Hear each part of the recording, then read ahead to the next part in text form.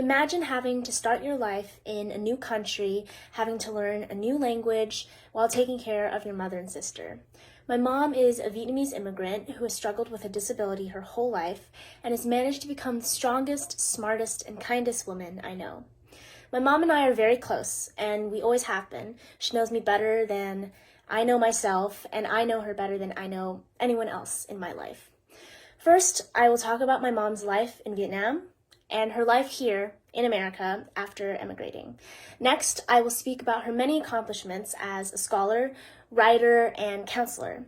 Finally, I will talk about how she has impacted me and how she will continue to be my hero and idol in life. So first, she grew up in Vietnam and she moved to America with the whole family in 1991.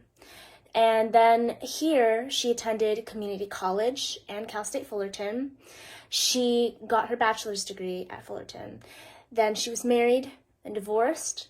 She worked as a mental health counselor, and then she worked as a mental health counselor in a mental institution. So she had a few different workplaces. She worked in a jail, she worked at a mental institution, and she worked at a nursing home.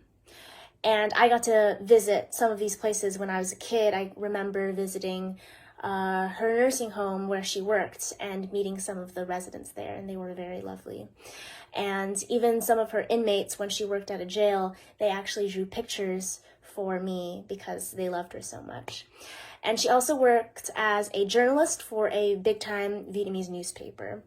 And now she works at a TV station. She has her own show about mental health issues and social welfare information. And of course, she married my father and had me. So that is a brief rundown of her life. Next, I will talk about her accomplishments. She has many, but a few of the standout ones are she graduated summa cum laude and made the dean's list.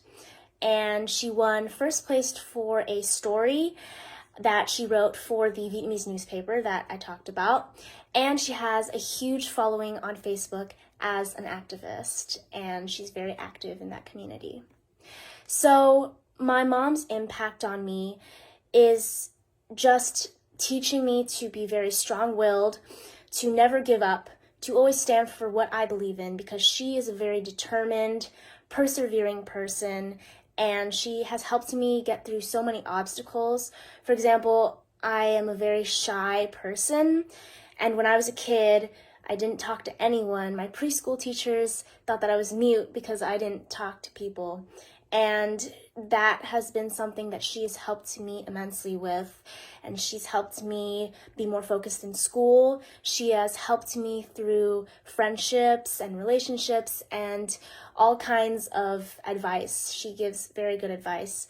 And I am just so inspired by how she carries herself and how she treats her friends and how she stands up for what she believes in and how she never backs down from a fight.